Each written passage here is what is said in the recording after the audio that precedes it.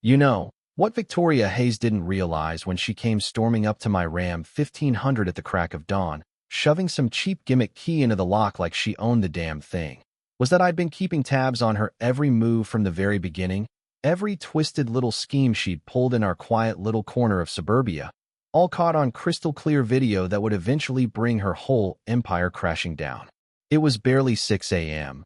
The first light filtering through the trees in Riverbend Meadows, steam curling up from my coffee as I watched her from the kitchen window, her face twisted in fury, ranting about neighborhood rules and how my truck was some kind of blight on the community, the metal grinding against metal sending a chill down my spine even now as I think about it, because in that moment, I knew this wasn't just another petty complaint. This was war, and she'd picked the wrong guy to mess with. Let me take you back. Paint the picture of how a hard-working single dad like me, Alex, 35 years old, busting my ass as an electrician to give my little girl Lily a shot at a better life after the divorce that left us scraping by, ended up in this epic showdown with the queen bee of our homeowners association, a woman who ruled Riverbend Meadows like her personal fiefdom. I'd scraped together every penny for our modest house here, drawn in by the promise of decent schools, safe playgrounds, friendly faces waving from porches, and yeah, those HOA dues of $200 a month seemed reasonable enough for keeping the pool sparkling, the lawns manicured, the kids' areas in top shape. But what the real estate agent conveniently glossed over was Victoria Hayes, our iron-fisted HOA chairwoman, a 59-year-old former bank executive, widowed for a couple of years, the type who starches her blouses to razor sharpness and probably sorts her recycling by color code, lording over 250 homes with a clipboard in one hand and a vendetta in the other. Her place perched at the end of the block like a watchful tower, sleek black BMW always gleaming in the driveway. Yard so immaculate it could pass for AstroTurf. Flower gardens reeking of overkill with that heavy mulch scent wafting everywhere. And every day at dawn, you'd hear the sharp tap of her heels echoing through the streets as she patrolled, eyes scanning for the slightest infraction, measuring mailbox heights, timing when folks rolled out their bins, turning what should have been a peaceful community into her own surveillance state. My first brush with her wrath came just 2 weeks in, a crisp notice slapped under my wiper blade like a summons, slapping me with an $80 penalty for parking a so-called commercial rig in a residential spot. Except my Ram 1500 was no company fleet, just my everyday ride with a standard toolbox in the bed, the kind millions of blue-collar folks drive without a second thought. But to Victoria, if it smelled like work, it was forbidden, and I noticed the pattern quick. The Mexican gardener a few doors down got dinged for his beat-up pickup, the African-American delivery guy fined for leaving his sedan overnight, as if government vehicle was code for something else entirely.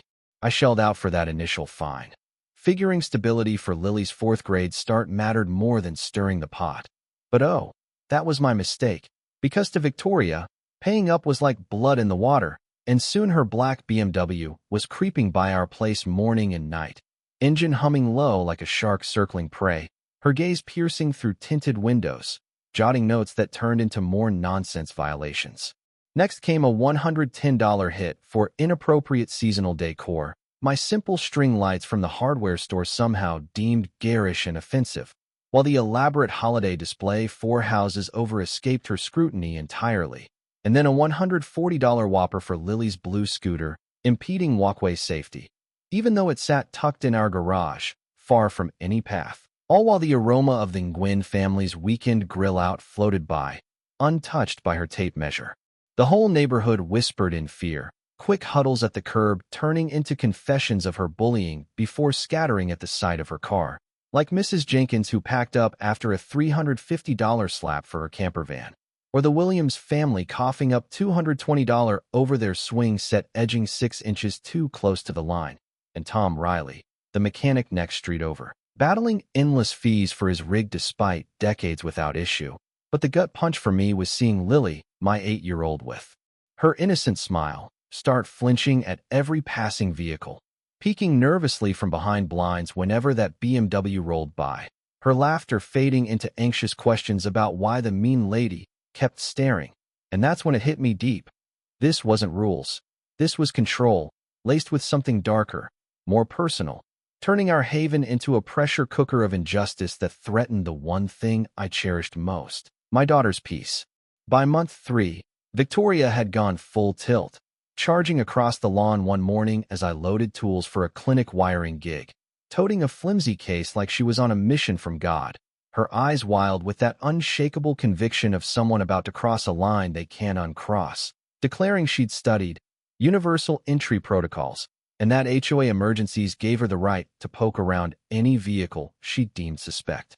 Inside her kit, a bunch of bargain bin gadgets smelling fresh from the factory, something she dropped $95 on from an online ad promising pro-level access, the sort pitched to amateurs who think a tutorial video makes them experts, and she barked at me to shift my offending rig, or she'd handle it herself, her audacity hanging thick in the air like fog, as if neighborhood bylaws trumped basic property rights. I whipped out my phone, hitting record just as she jammed a tool into the lock, the grating scrape echoing like nails on chalkboard, her fancy scent clashing with the damp morning grass while she huffed and puffed, convinced her authority made this legit, and when I warned her this was straight-up attempted larceny, she shot back that I'd altered the mechanisms to block official oversight, as if my truck was conspiring against her, talking to the door like it was a disobedient child, sweat beating on her brow from the effort. That's when I dialed Sergeant Ramirez, the cop I'd met at a fundraiser where I'd donated wiring work, reporting an in-progress vehicle break-in, and Victoria flipped, calling emergency services herself, spinning tales of me swiping association master keys, both of us on the line painting polar opposite pictures while a neighbor's sprinkler kicked on in the background, turning this absurdity into a full suburban spectacle.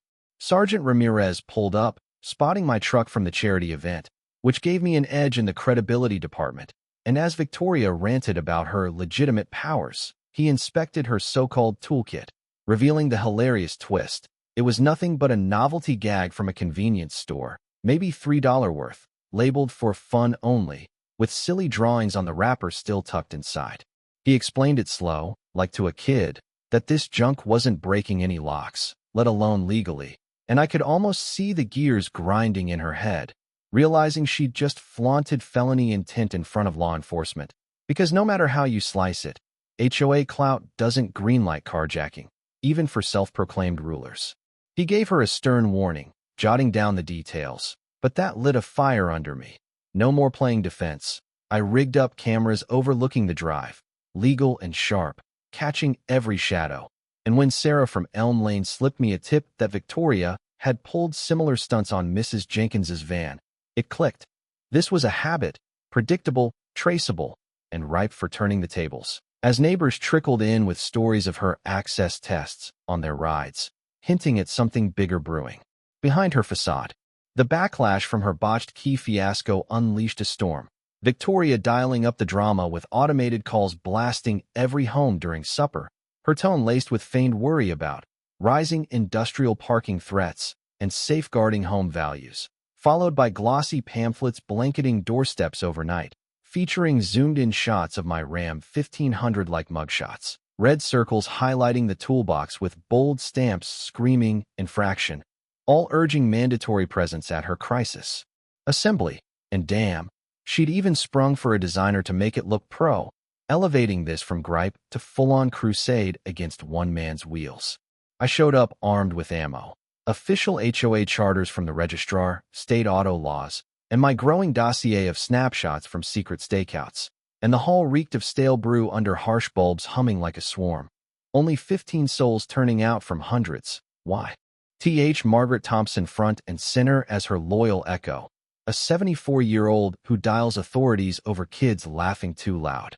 Victoria launched in, projector beaming my truck in oversized glory, slides charting intrusion history, with coordinates and plates like a spy thriller, her voice booming about crumbling norms, but I cut through the noise, challenging her on the spot.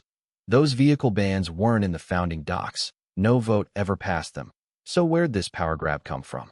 She stuttered, papers fluttering, claiming evolving guidelines, but Mike Sullivan rose from the shadows, folder in hand, dropping the bomb that she'd invented these edicts solo, no board nod, collecting penalties without a shred of legitimacy, the air thickening with shock as whispers rippled, and then the gut trencher.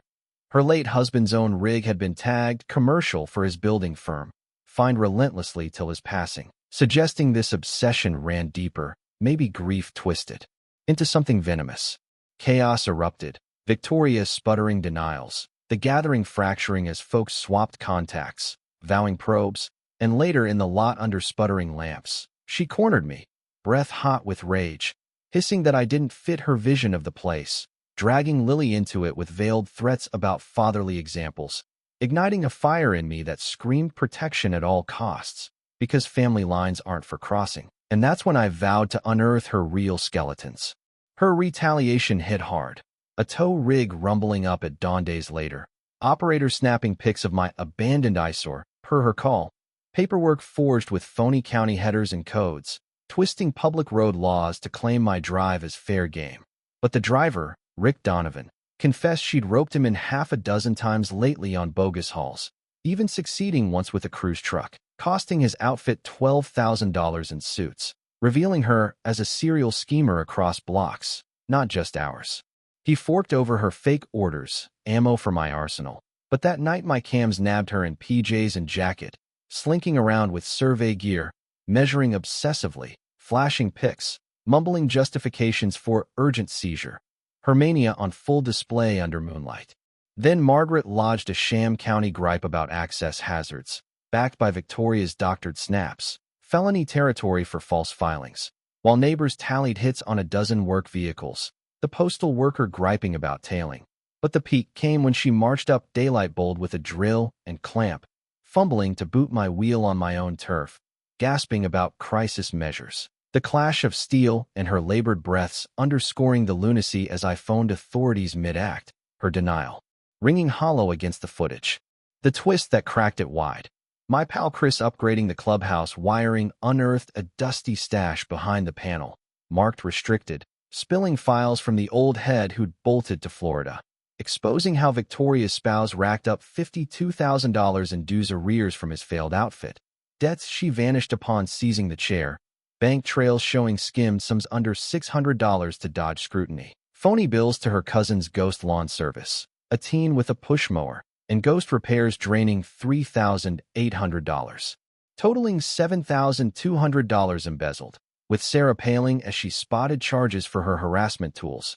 Lockset $95, tow chats $170, print runs $280, all billed to us, her victims funding the terror. Suddenly it snapped into focus, her frenzy not ego but cover-up, fines funneling cash to mask theft, distractions staving off audits, her multi-block gigs amplifying the fraud to federal levels, and with 6 weeks till review, her acceleration made sense. I'd unwittingly poked the hornet's nest, threatening exposure, so we rallied, Chris scanning proofs, Sarah rallying turnout, Mike crafting neutral flyers, Emily charting the deceit, prepping for a showdown that'd rewrite our fates. Our counteroffensive built like a gathering storm, Kitchen HQ buzzing with Emily dissecting ledgers revealing $7,200 direct lifts plus $4,800 in sham deals. Her cousin's outfit a laundering front, the old head's notes underscoring fiduciary betrayal as a jailable offense, while Sarah mobilized masses for the vote. Mike's flyers crisp with facts on dues rights. Chris stressing legal shields with backups and witnesses, me archiving every clip and slip, Lily sorting stacks like a game, unaware of the stakes, and Emily tipping a reporter on the theft angle, her multi-area hits qualifying for big league probes. Chris's lawyer gal observed, Sarah lined up sitters, Emily whipped up charts exposing gaps, venue shifted to Mike's yard under strung lights, pizza fueling our final huddle, toasting with resolve, because we'd morphed from scared folks to a force armed with truth, ready to dismantle her reign. Victoria fired back wild, certified screeds suing 81 homes for defamation plots, citing fantasy laws with $60,000 threats per door, phony permit revokes on our meet as radical rally, false tips to city on arms and crowds, even bogus credit pulls on us for vetting, her desperation peaking in cam-caught trespass, folder in tow, probing gates and windows, ranting to herself about inspections, felony intrusion plain as day. Hours pre-gathering, She rolled up with Margaret and hired goons posing as code enforcers, demanding entry for hazards, but Mike called their bluff on creds, the fakes bailing fast. Impersonation charges looming, her driveway meltdown shrieking about lost control as attendees streamed in, chairs unfolding under torchlight. She upped it, scheduling my expulsion vote with house force sale, dinging Margaret too, spinning media tales of elder abuse by radicals. But I flipped the script, feeding the reporter proofs of her crimes, securing dual interviews with evidence on air.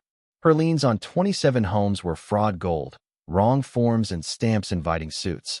Then job sabotage calling my firm on misuse. My boss Jim Harlan alerting me. Her locksmith ploy flopping when he sniffed the fakes, retreating as news vans arrived. Her scheme imploding in real time. The climax hit Tuesday. Hall jammed with 142 souls. News cams rolling. Victoria late and rattled in power suit. Pearls clutching like armor, sweat glistening under glare as she tried steering to agitator threats. But Emily invoked transparency laws, charts bearing the theft, whispers swelling to outrage. I cued footage of her nocturnal creeps, boot fumbles, break-in bids, Sergeant Ramirez querying discrepancies, Mike unveiling cross-community scams, the hall boiling, Victoria lunging for boards in denial. But Margaret bolted, resigning mid-frenzy, her allies' defection sealing it as Ramirez cuffed her for embezzlement, fraud, theft bids, her wails of authority fading into rights read aloud, applause thundering as she vanished into the night, justice sharp and swift. For weeks on, Riverbend Meadows breathed new life, board refreshed with Emily on finances monthly open, Mike sane on rules, Margaret atoning via park work, recovered $9,200 from her foreclosure, insurance kicking $4,800, dues/$35 monthly, funding playground revamps, a veggie patch, and the Riverbend Integrity Grant for trade-bound kids. First to Mike's son Ethan in wiring studies. Personally, lighter hours meant more Lily time, her thriving amid free-playing pals, and Sarah and I sparked romance over file nights, her quipping on my tab system. Legally, Victoria copped to charges, drawing 20 months jail plus probation, no contact order firm. Her cousin probed for evasion, our suit netting $14,000 more, setting anti-abuse precedents. Culturally, monthly grills fostered bonds, news follow-up lauded. Her old pad sold to a lively clan with pups and rigs, Cam's now catching joy, not crime. Lily beaming about staying forever, coffee mornings sweet with normalcy, no patrols, just kids' echoes, proving standing firm rebuild stronger. But hey, what do you think? Was exposing her the right call, or should mercy factor in for someone grieving? Does justice always demand full fallout, or can redemption play a part? Drop your take below, because in these neighborhood battles, lines between right, wrong, and human blur fast.